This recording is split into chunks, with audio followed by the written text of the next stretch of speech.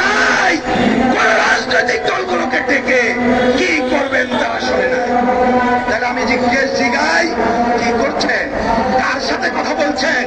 শুধু এনজিও, শুধু বিশেষ লোক? এর জন্য কোন অভ্যুত্থানের মধ্য দিয়ে আপনাকে ওইখানে ক্ষমতায় বসানো হয় না।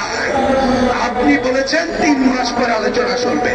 আমি টেলিভিশনে বলেছি, একটা আছে এনজিও সংস্কার আর একটা রাজনৈতিক সংস্কার। এনজিওরা কেমন সংস্কার করেন অনেকে জানেন। আমাদেরকে দাওয়াত দেয়, একটা বড় হোটেলে আসবা, গেলাম 10টায়, চা খাওয়াবে, কফি খাওয়াবে, তারপরে আলোচনা 2 ঘন্টা, তারপরে একটু ওনারা পড়ে শোনাবেন, ইয়া করিব, দুপুরে খেয়ে চলে যান। আমরা বলেছি এটা রাজনৈতিক সংস্কার হয় না। অতএব আর দেরি না করে এইসব সংস্কার কাজে রাজনৈতিক দলগুলোর অংশগ্রহণ নিশ্চিত করে। মনে রাখবেন, 6টি কাজ করতে চেয়েছেন, 5টি কাজ আলাদা করেন আর 1টি কাজ আলাদা করেন। এই 5টি সংস্কার আলোচনা রাজনৈতিক দলকে নিয়ে একটা রিকমেন্ডেশন তৈরি করেন এবং যদি পারেন কাজের সূচনা করেন। আগামী নির্বাচিত সরকারের জন্য ওই দায়িত্ব রেখে যান। আর নির্বাচন ব্যবস্থা সংস্কার করে নির্বাচন দেন। নির্বাচিত প্রতিনিধির হাতে ক্ষমতা দেওয়াই হবে প্রধান দায়িত্ব। আজকের এই সমাবেশ থেকে আমরা সেই আহ্বান দিতে চাই। বন্ধুগণ, এই সরকারকে নিয়ে খুব বেশি কথা বলতে চাই না। যখন আমরা এখানে বসছি, দাঁড়িয়ে কথা বলছি, মিছিল করবো বলছি, পাহাড় অশান্ত।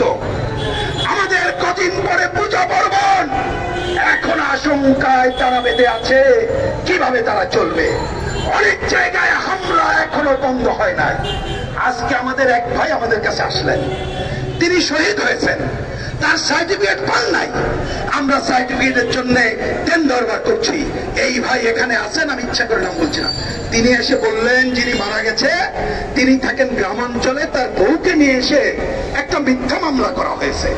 তাহলে আজকে মিথ্যা মামলা মানে কি?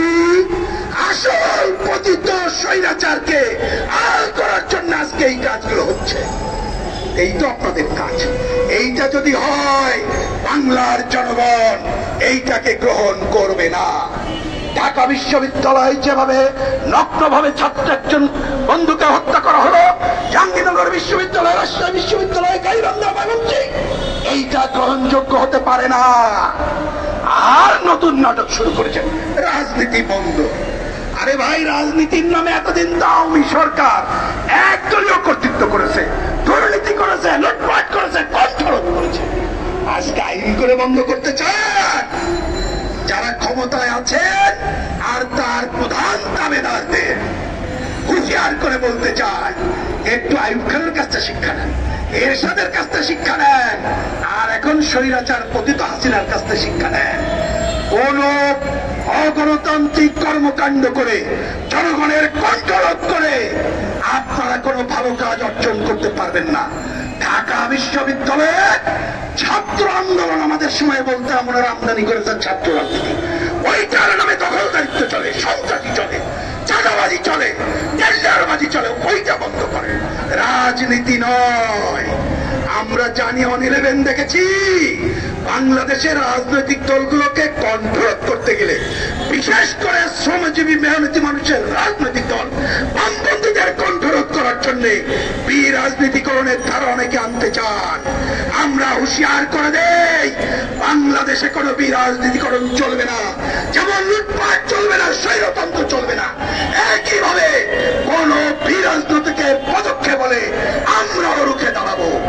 আমরা আহ্বান জানিয়ে বলতে চাই, আজকে এই যে কথাগুলো বলছি এই কারণে আমরা কোন অভ্যুত্থানের যে চেতনা, ওইটা নস্যাৎ হোক, এইটা আমরা চাই না।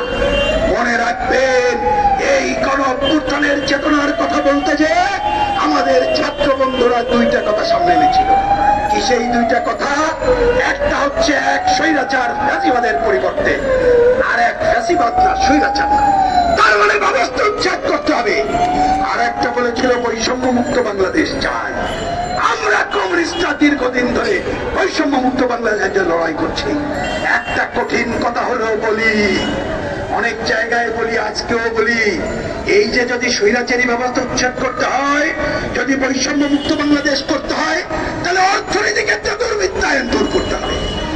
45 জন তো হয়ে গেল, সিন্ডিকেট তো ভাঙলেন না।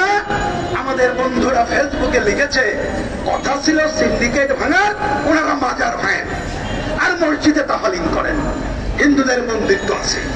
তাহলে এইটা তো আসল কাজ হইল না। অতএব অর্থনৈতিক দুর্বৃত্তায়ন ভাঙতে গেলে বাংলাদেশে দীর্ঘদিন ধরে মুক্ত বাজারের নামে যে লুটপাটের ধারা চলছে, এইটাকে উচ্ছেদ করতে হবে। হাত দেন সেখানে, আমরা আপনাদের সাথে আছি। বৈষম্য মুক্ত বাংলাদেশ আপনি করতে পারবেন না, কিন্তু সূচনার কাজটি করেন, গণতান্ত্রিক সংস্কার করেন, আমরা আপনাদের সাথে আছি। কিন্তু যদি দেখি এই এক ফ্যাসিবাদের পরিবর্তে আর এক ফ্যাসিবাদ না, আর বৈষম্য মুক্ত হলে মুক্তিযুদ্ধকে বিতর্কিত করা হচ্ছে, সাবধান করে দেন। আমরা দেখেছি বিগত সময় স্বৈরাচারী সরকার ক্ষমতায় থাকার জন্য